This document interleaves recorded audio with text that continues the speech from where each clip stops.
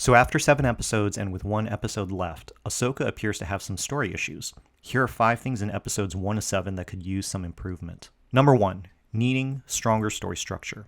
So far in Ahsoka, there has been a tendency for scenes to play out where characters are moving from one location to the next, pursuing specific tangible goals, but the level of dramatic tension has not been escalating at an increasing pace. A stronger story structure might be needed. For example, with 8 episodes total, we could think of every 2 episodes as an act, so that means 4 acts in season 1. The midpoint would be around episode 4 or 5, which is when we see Ahsoka meeting Anakin again. Typically, the midpoint is used to create a turning point or reversal for the main character in a key way in which they see the world, themselves, or a key issue. We could even look at the midpoint as a payoff to what the first act sets up. So we can ask, how does Ahsoka meeting Anakin at the midpoint cause a major reversal in her attitude or worldview? And how does this affect her character arc in the second half of the season? Looking at the midpoint can be a writing technique to improve the first half and second half of a season. In the case of Ahsoka, it's hard to clarify what was the dramatic question set up in Act 1. What is the story really about? Not just what happens on screen in terms of plot events, but why should we care about Ahsoka, Sabine, and their allies as they try to prevent Thrawn's return? Is this simply a classic story of good versus evil, or is there a more nuanced theme?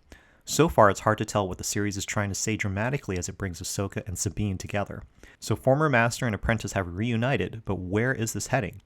Now that Ahsoka is older and wiser, is there something in how she's trying to rebuild a relationship with Sabine that speaks to our human experience? Is this a story of forgiveness, redemption, a comeback, or something else? Number 2, missing backstory. To get the backstories of characters in this series, the filmmakers seem to expect audiences to have watched the Clone Wars and Rebels series. There are many moments throughout the series when a viewer who's not familiar with those previous series could get confused or disinterested. While it's great to have a larger cinematic universe, it can be a smart choice to make a series more accessible to larger audiences by figuring out ways to include moments of exposition or backstory in the current series. If an audience doesn't know the characters in the world, they might get lost or bored if they don't know what's happening, and if they're not emotionally invested. While we live in a media world where a viewer can research information online, the viewing experience of the series is more enjoyable if we can fully immerse ourselves in the world of the story without distractions. Number 3, needs stronger subtext. At several points in these first 7 episodes, it was hard to read the subtext in the scenes. Characters are saying lines of dialogue and plot events are happening on screen, but the scenes feel dramatically flat when the construction of the scene has weak or unclear subtext. Usually this happens in relationships between characters and understanding how relational dynamics are shifting between characters in the moment. For example, when Sabine reunites with Ezra Bridger, we get a sense that these 2 long-lost friends are reconnecting after a long time. But other than this, it's hard to detect if there are other relational dynamics at play. We can ask, how do they feel about each other since they last met? Have these feelings evolved? What is the emotional reaction that Sabine wants to get out of Ezra when they are interacting? What does Ezra want Sabine to do as he interacts with her? All these questions help to deepen the performances as well.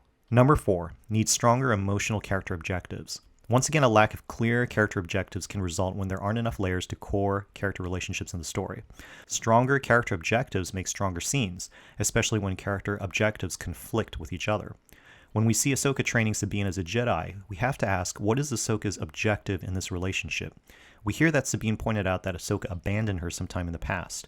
So is Ahsoka trying to redeem herself by training Sabine? Is she trying to earn Sabine's forgiveness? Is she trying to undo the pattern of abandonment that Anakin did to her?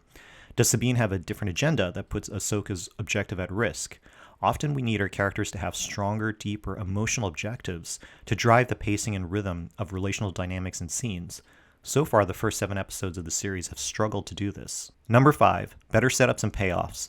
The general feeling of the series so far is that events are happening as the characters go from one situation to the next, but it's hard to detect how specific story beats are being set up and emotionally paying off later on. We want each scene to build on the next, creating a rhythm of dramatic tension that pulls us in.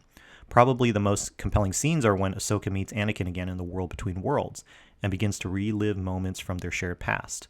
We see that Ahsoka is seeing things in the past through a different lens, and we are reminded of the darkness in Anakin's soul. But how does this connect to Ahsoka and Sabine's relationship in key scenes? Do these Anakin and Ahsoka scenes shed a new light on the Ahsoka and Sabine dynamic? Does it give insight to Ahsoka to help mend her relationship with Sabine? So these are some suggestions that may help the Ahsoka series sharpen its writing elements in order to improve on its story. Thanks for watching this video, and please let me know if you have any suggestions for other movies and series to analyze. Please like this video, subscribe to the channel, and leave a comment below for any movie and series suggestions.